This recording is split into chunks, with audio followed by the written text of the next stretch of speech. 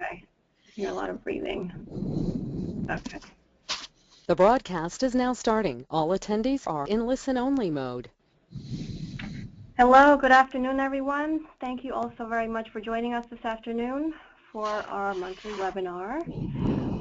This is Rocio Monreal here at SAGNY. Today, our presenter is Matt Davidson, owner of Logo Dynamics, a promotional product distributor with a variety of corporate, nonprofit, and government clients since 1992. Today, he'll be showing us how we can spread our message, a public speaking guide for promotional products professionals. Matt, thank you so much for joining us today and being here presenting this great webinar today.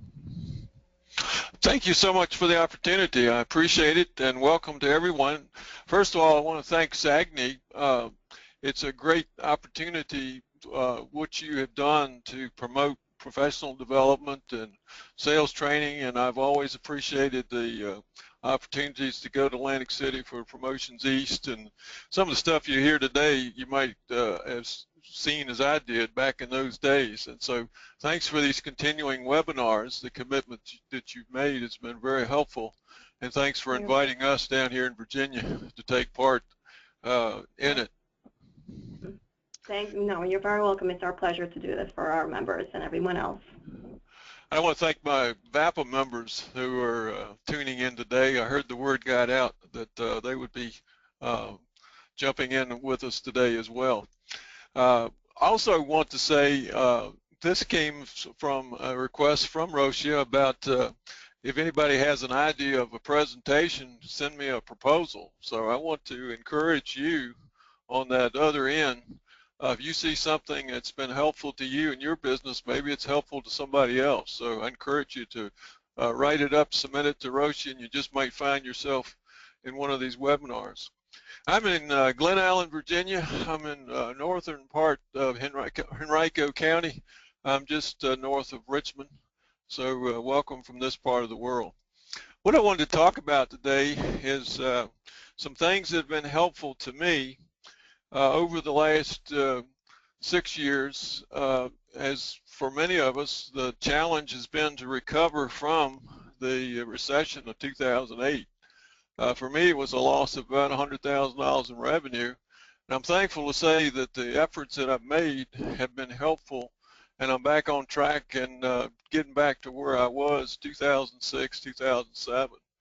And what I would attribute that to is several things. I started doing email marketing. I started doing more networking than ever before. I started doing things in public speaking, and what I've learned and what I teach in seminars is small business marketing is changing because of the internet. We need to learn how to attract, we need to learn how to engage, and we need to learn how to ask for commitment. And part of being a public speaker has helped me get the word out about who I am and what I have to offer. And so I want to say some things to you today, and perhaps they'll be useful to you. The context. Matt? Yeah. Matt, I'm sorry to interrupt you, but I'm not seeing your screen. Is that up? Is that up? I don't see your screen. There you go. There you go. Are we good? Yep. Okay. Good, I haven't gone past this yet. Very good. No problem. What I want to make available to you as well is my notes and my outline is at my website, masters-marketing.com, that you should be able to see on the screen. Are you seeing it, Rocia? Yes, I see. And you can download that as a Word document, so don't feel like you have to take notes. Hopefully there'll be some worthwhile that you can take some notes on. Absolutely. What is true for me is I am not a born speaker. I think there are people who are. I think they're fairly rare. I think there's some people that are very good at hiding their fears and their shyness. I've been told there are types of speakers, one being a manuscript speaker, somebody who gets up and reads a script. Usually they bore us to tears. There are also those who are extemporaneous speakers. The challenge there is to put a guide together and not to go too far from it. People can get off into some dark alleys sometimes with that. As you note, I'm the third kind, the scared speaker. I started out many years ago, and I grabbed a hold of the lectern for dear life, and it was a task that just almost overwhelmed me, but I committed that I was going to get better and achieve some success. So I feel like I overcame the obstacles of fear and shyness because I wanted to achieve wanted to achieve some success in my personal life and my business life. So if you're at the point of wondering, can I do this? I would say, if I can do it, anybody can do it. When you get committed to doing public speaking, you hear a lot of things. And one thing I hear is technique. You got to have a technique. And I've heard some silly stuff. Pick out an individual, just speak to them. I've even heard people say, speak to the back wall of the auditorium, and then it won't make you so nervous when you're realizing all the people. I think that's awful. Probably the worst one is speak and imagine everybody else but you is in the nude. That one was something somebody said.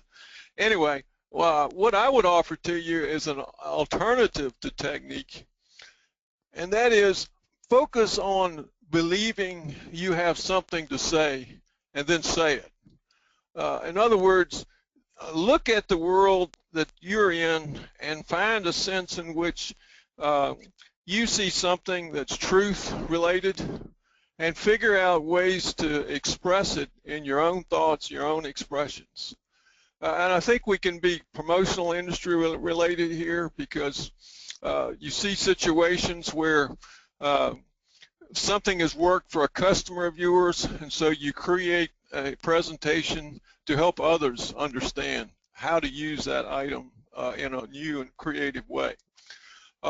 It could be something related to how to. That's a key idea for many things. The point of it is there might be something, say a safety program, how to put together a complete safety program. It might be something on the order of what is a good components, what are the right components of an employee motivation program. So you could go in that direction of an industry related. Sometimes it's non-promotional industry related, and that's where I've been because I realized that part of what I wanted to reach out to were small businesses like me.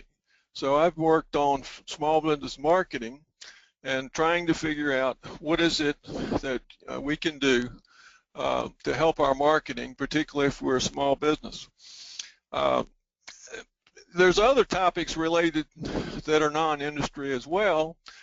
You might become an expert for a particular geographical area and know about that, and people would call for your expertise in understanding the community. I see one that's a potential for me. I do some speaking at through Junior Achievement, and that's related to ethics in high school students, and I go speak to them about business ethics and how it impacts them. With some of the stuff going on in the business community, it seems like that could be reworked to speak to adults. Entertainment's a possibility here. Humor is always in vogue, but good humor seems to me hard to find at times. But that could be certainly a part of public speaking. What I want to focus on here is the next step is what are the steps towards a professional delivery? And everybody knows about the poor examples of public speaking. What we need to do is prepare ourselves so that we are the professional oriented speakers. One of the things I want to say right off is I don't think the best strategy is to survey people and ask them what they want to hear. I think it's better off to decide what it is you believe to be important and to be your life message and to be your key ideas, and then go find people that want to hear what you have to say. That's worked for me. And I think one of the keys here is people are rewarded who have a passion.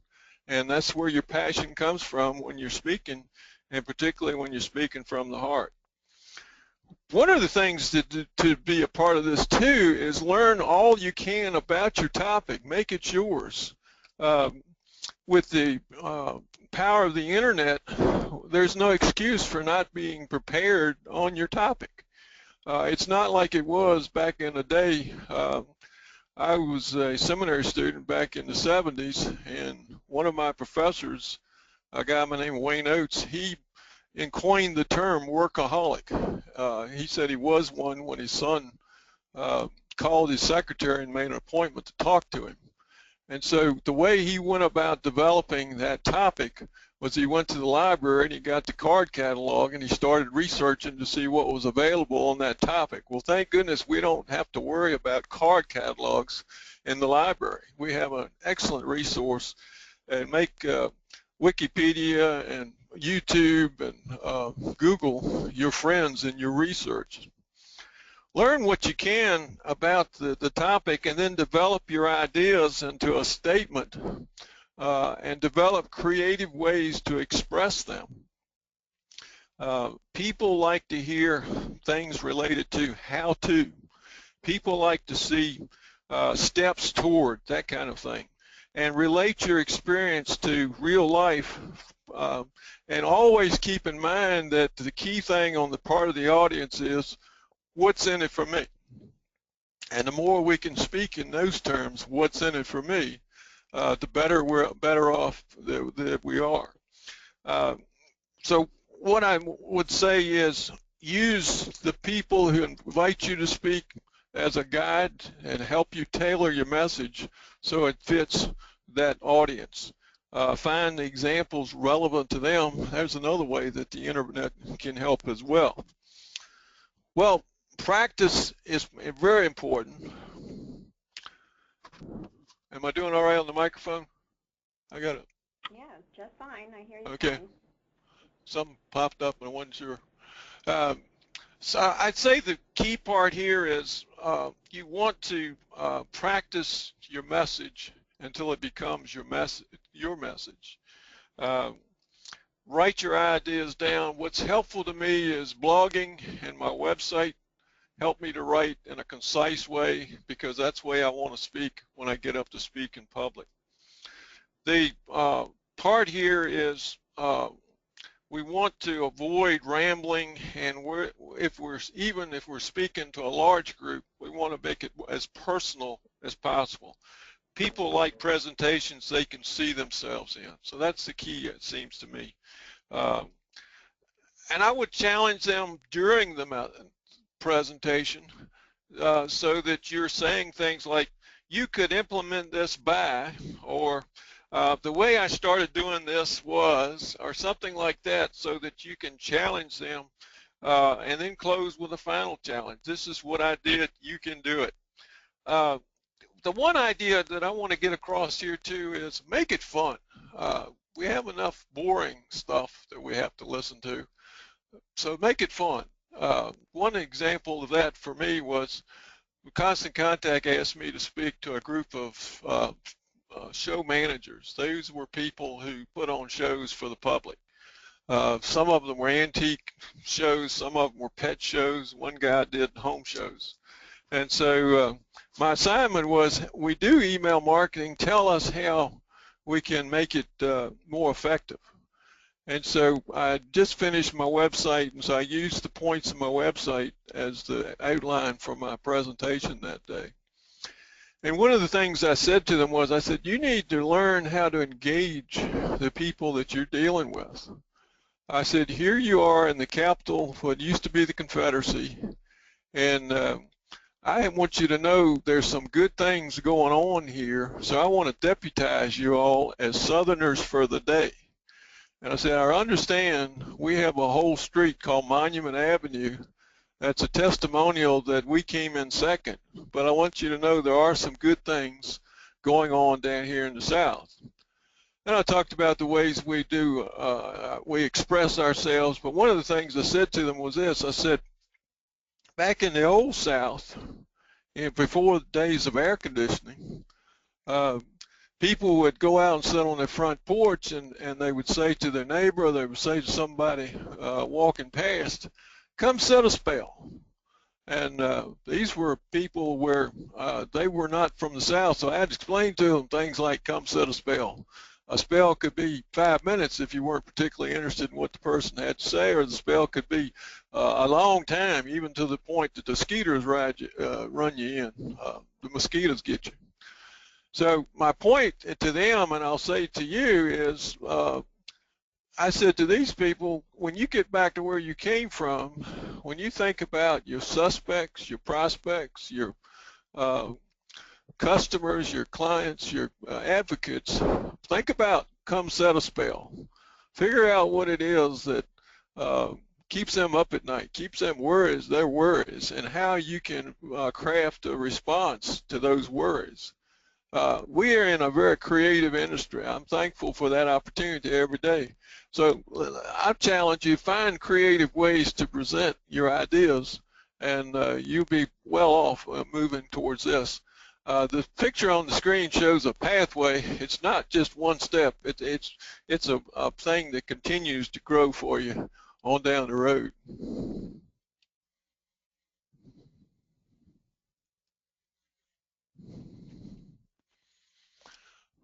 The thing that you want to keep in mind is when you have your message, you want to market yourself, because one of the things I've learned out of the recession is I'm the only one that's going to toot my horn. I got to learn how to do it because nobody else is going to do it. And I'd say that the attitude is important when you first getting started, particularly. The attitude that you want to keep is, I'm not here to show you what I know. I'm here to share with you something I've learned and hope you can profit from it. That's the way that I think people become successful speakers. And again, research. It's important to use the research you have available to find people who want to hear what you have to say. It could be people in a geographical area, networking groups that are in a particular part of town. It could be trade organizations, professional groups are all listed on the internet. So use that to find a way to find people who want to hear what you have to say. There are many groups who are looking for a presentation, and they're open to many different topics. What I'm saying here too is market your expertise as well as your business. And I think indirectly you're marketing your business in this, and people see the kind of creativity that you have, so they put you as top of mind when they need the promotional products. One of the ways that I think you can engage people is using video, and we're seeing that more and more, how people are incorporating video whenever we go on the internet. You can do it too.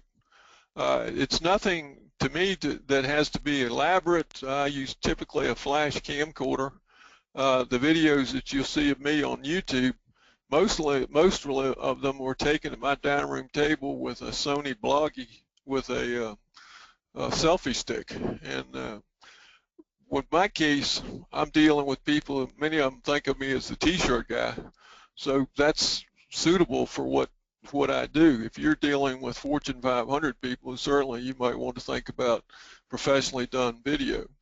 Video is the way of the future, and I would say that the important thing is to keep it short, keep it to the point, but create good video and find ways to repurpose it, whether it's in a newsletter, whether it's in a blog, whether it's on a website.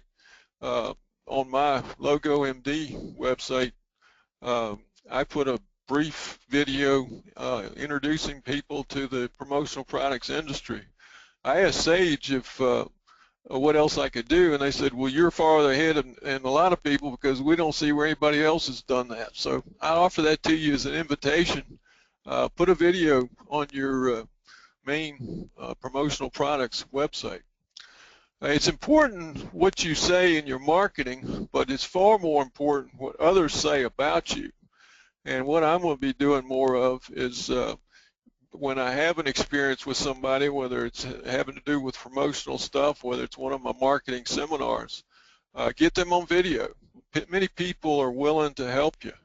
And so I will make an invitation to somebody that I see particularly, say, in a seminar, and say, would you mind saying a few words about your experience with me? What the surveys all tell us is people will buy based on a referral, and they don't necessarily need to know the person who's making the referral. And so video referrals look to me to be a very effective way to market yourself now and in the future. Here's some cautions to keep in mind. Sometimes fees can be a hindrance, and especially when you're first getting started in public speaking. Some groups just don't have a budget. They just assume that everybody's going to speak for free and like to give you the exposure. They feel like that's what they're going to do. And some groups just don't have the money. They're nonprofit oriented groups. So it's your decision. Is it worth your time to be in front of them for free, or is it something where you just do it? And I would give you the option. I'd say it's helpful to get a membership list before the meeting if it is a freebie, and to see if there are people there who fit your marketing profile, if you would see value in meeting them. What I would often also suggest, and what's been helpful in turning my business around, is doing email contacting, marketing, and a part of that is the ability to create a sign-up sheet, and very much what I think needs to be done is, I forgot to set my,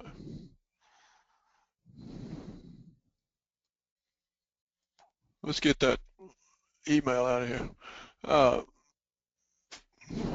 Very much what you want to do is create an opt-in email marketing program. What opt-in means is I don't add anybody to my list until I know they want to be on my list. I say to them when I qualify them to some extent, I have an email marketing program. I send out 2 newsletters. One relates to the promotional products. The other is more geared towards small business marketing. Would you be interested in either one of my newsletters? And I just stop right there. And if they say no, that's an acceptable answer. I don't want to add to the spam that's going on in the world. I give them a business card and say, if you ever change your mind, give me a call. The other way is, yes, I'd like to see what you are talking about. And so I said, good, I'll add you to my list. And so I do. So keep that in mind. If you haven't started an email marketing program, I heartily recommend it.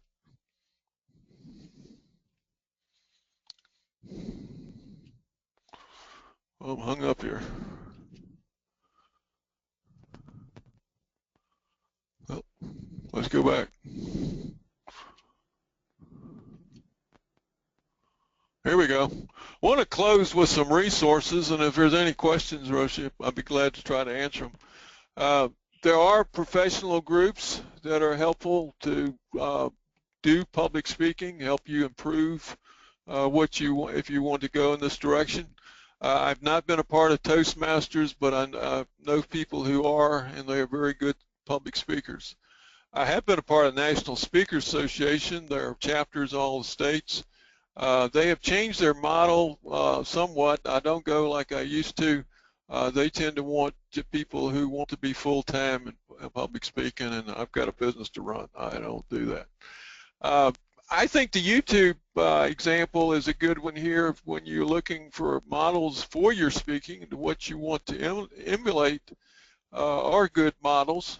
And one of my favorites is Scott McCain. Scott spoke to the expo in Las Vegas probably on the order of about 4 or 5 years ago, and I wasn't there, but I saw the write-up in PPAI's magazine, and they gave like 3/4 of the page to him, and only a quarter of a page the politician that spoke. And so I said, well, this guy must have something. Scott is great on customer service, and he's helped me understand greatly a better way to do customer service. So his book, Collapse of Distinction, is great. If you'd like to see a neat video on public speaking, look up him on YouTube, and it's a video that has to do with Taxi Terry. Grow in your understanding of your topic. I mean, you can find topics now on just about everything. YouTube has been great, Wikipedia, Google, just all the print media. Just pick out the topic that you want to be the expert on and go after it. It would be my suggestion. And pick out one and be good at it is the best suggestion. Some of my resources, I put this masters-marketing.com together because people kept asking me when I talked to them about email marketing. They would ask me questions that had more to do with branding. They had to do with, well, how do I find my place in the marketplace? So I put that together as a way to guide them. And so, as I mentioned, my monthly newsletters, which actually is 2, is we put your logo to work. That's a tagline that I've used the last couple of years, and I heartily recommend every promotional products company having a tagline. The other part here is email marketing. One of the things that I've seen about Constant Contact is it's not only a way to help me avoid trouble with the canned spam act, it's also a way to help me present a professional looking email newsletter. And it's far more important, though, because it helps me understand how the internet is changing marketing. We're continually moving towards a combining of marketing and sales because so much of the time people are making their buying decisions before they ever call you. So it's very important, I think, to have an attract mode to your business and part of your marketing so that they find out something about you either through going to the internet or from somebody who's heard you speak or somebody that's networked with you and that kind of thing. I'd hardly recommend blogs.constantcontact.com where you can sign up for free blogs.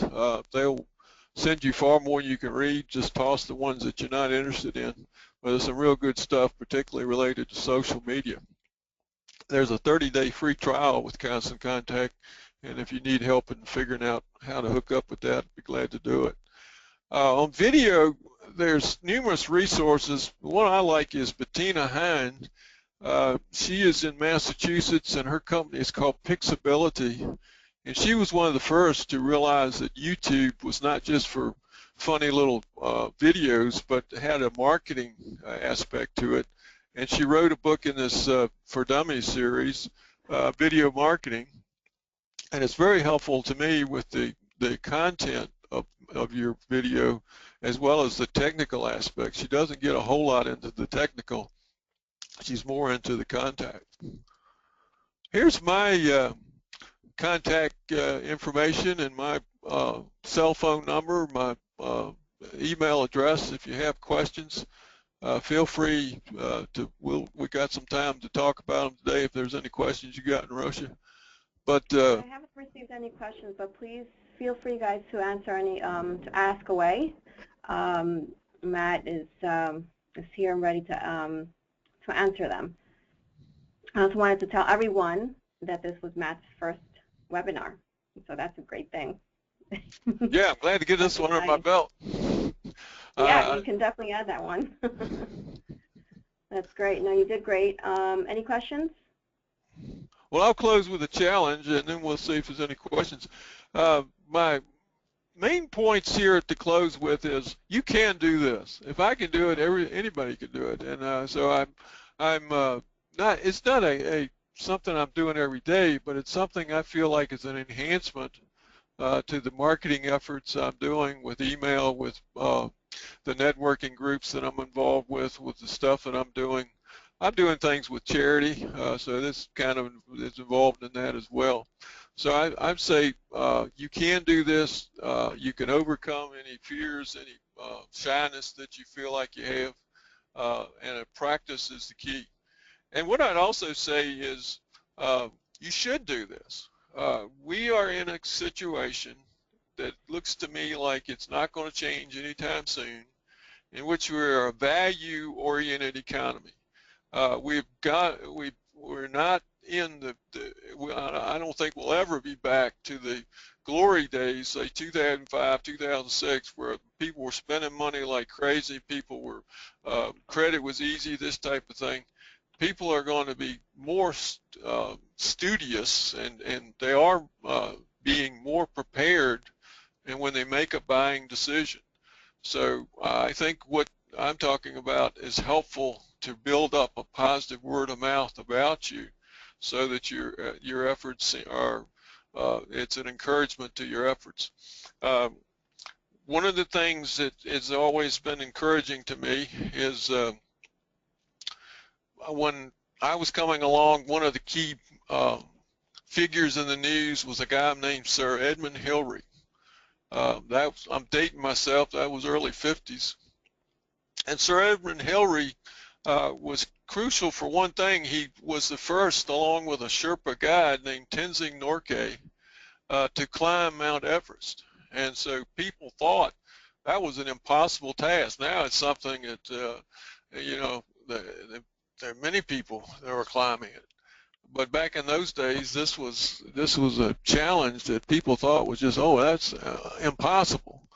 What people don't realize is Hillary failed in his first attempt, and he went back to his hometown in New Zealand and was asked to speak before one of the civic groups.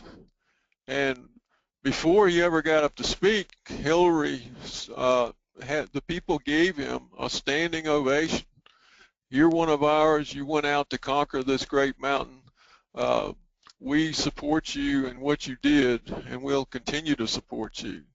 Hillary supposedly said in his biography, at that very moment, when I was feeling beaten by the mountain, he left a friend who had died in a crevasse. He just felt utterly demoralized. But that very moment, he said, I'm going to change. Everest, you're not going to grow one bit taller. I'm going to grow and figure out how to beat you. And that's where he decided, I'm going to try again. And which we all know, he went out and he did it. So my challenge to you is, this may cause you to have a growing edge, but I'd rather be known as the person who had 20 years experience with new ideas all along than the person who had 1 year's experience that was repeated 20 years. And I run into those type of people, believe it or not, out in this community. So you may find them in yours. So today, I'd say take one small step and make another step tomorrow, and another step after that. You should be able to do this. You can be able to do this, and good luck along the way. Thank you, Matt. Can you just go back briefly to your contact information? Sure. And to those in attendance, this webinar has been recorded, so we will be putting it up on our YouTube channel, SAGNY, SAAGNY, for any future reference that you'd like to go back to and take note of. Here's Matt's information. Feel free to contact him, and feel free to email me or call me if you guys need anything. This is Rocio at SAGNY.